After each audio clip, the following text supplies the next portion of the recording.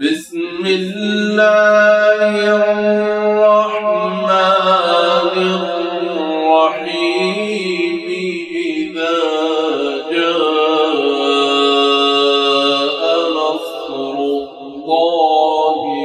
والفتح ورأيت الناس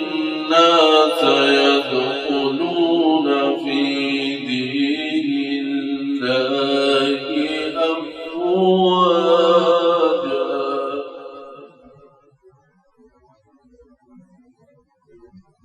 فسبح بحمد ربك واستغفره